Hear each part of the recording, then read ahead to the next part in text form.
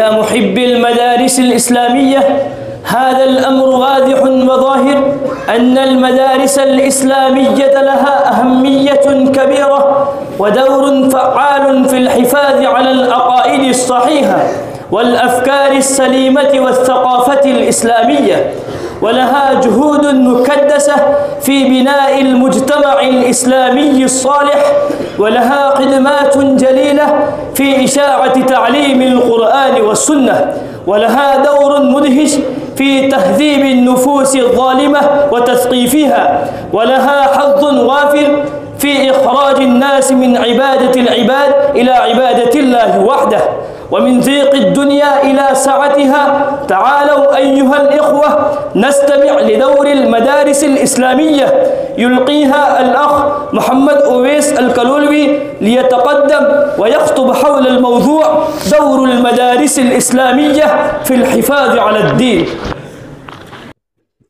إن الحمد لله الذي علم بالقلم علم الإنسان ما لم يعلم، والصلاة والسلام على النبي الأمي المعلم وعلى آله وصحبه العظم، وبعد، فأعوذ بالله من الشيطان الرجيم.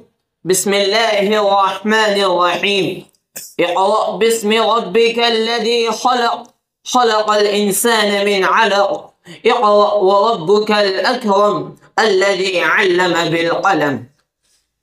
رئيس الحفل المبجل وأساتذة الأجلاء وزملاء الأعزاء، أريد أن ألقي أمامكم بهذه المناسبة السارة عن أحاسيسي ومشاعري حول الموضوع دور المدارس الإسلامية في الحفاظ على الدين. أيها السادة، ما هي المدارس الإسلامية؟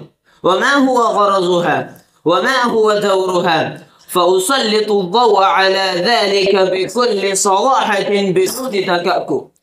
إن وجود المدارس الإسلامية في كل ناحية من نواحي العالم نعمة جليلة، نعمة ربانية وشرف عظيم لهذه الأمة الإسلامية، وهي بمعنى الكلمة قطب يدور حولها روح الحياة الإسلامية والإنسانية، وبها ينكسر طلسم المادة وتتجلى حقيقة الروح.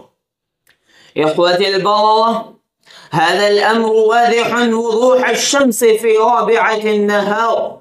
إن المدارس الإسلامية لها أهمية كبيرة ودور فعال في الحفاظ على العقائد الصحيحة والأفكار السليمة والثقافة الإسلامية، ولها جهود مكدسة في بناء المجتمع الإسلامي الصالح، ولها جهد مسلسل في ترويج القيم الإنسانية والقيم الخلقية الفاضلة، ولها خدمات شليلة في إشاعة تعاليم القرآن والسنة، ولها دور مدهش في تهذيب النفوس الظالمة وتثقيفها، ولها حظ وافر في إخراج الناس من عبادة العباد إلى عبادة الله وحده، ومن ضيق الدنيا إلى سعتها، ومن جور الأديان إلى عدل الإسلام، ولها كفاح مثالي في تدمير بيئة قاتمة خانقة، ولها أثر عميق في إثارة الحمية الإسلامية والغيرة الإيمانية. أيها الإخوة، إن المدارس الإسلامية مناهل علم وعرفان تبرد غليل الإنسانية، إنها منابع علم صافية، إنها مراكز إيمان ورشد تستضيء من مشكاة النبوة، إنها أفضل وأقدس بقاع يوجد في الأرض لا يحرم من يدخلها ويلتحق بها. أيها السادة، إذا ساد على المجتمع جمود أشبه بالموت وغاص الناس في بحر الحياة إلى أذقانهم وتلجمهم الغفلة إلجاما، فشا فيه الفجور وعمت الخمور وكثرت الملاهي وأقبل الناس على اللهو واللعب والرقص والغنى. فهذه المدارس الإسلامية تقود الأمة قيادة صالحة، قيادة فائقة، قيادة لائقة في هذه الأحوال الضيقة الشديدة. هذه هي المدارس التي تعلم الناس كل ما يحتاجون إليه من الأحكام. هذه هي المدارس التي تغرس في القلوب شجرة إيمان ويقين أصلها ثابت وفرعها في السماء، وتنور أذهانهم بالقرآن والسنة، وتملأ صدورهم مودة وإخاء ومواساة.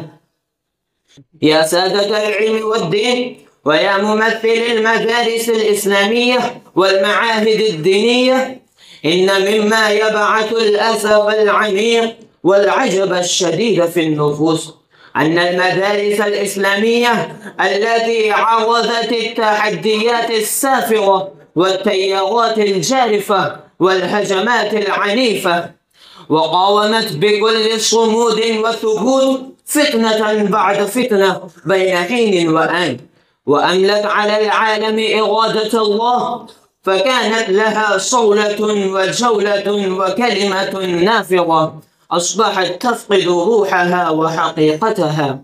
يقول الشيخ أبو الحسن علي الحسني الندوي رحمه الله: إن أكبر انقلاب وقع في تاريخ هذه الأمة هي أن الصورة احتلت مكان الحقيقة واستولت على حياة الأمة.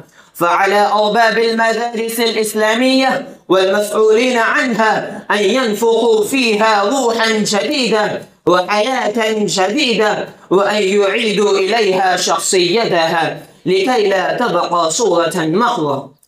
سامحوني أيها الإخوة والسادة في هذا العتاب المر فلي العذر.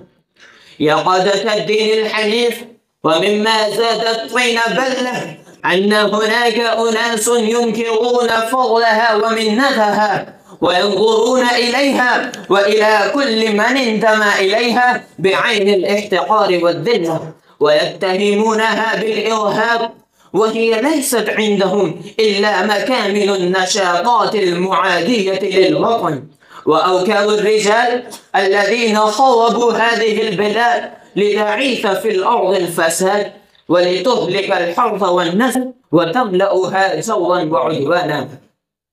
أيها السادة، ولكن ليس هذا إلا سوء الظن منهم، سيبوء بالفشل الذريع وستبدي لهم الأيام ما كانوا جاهلين.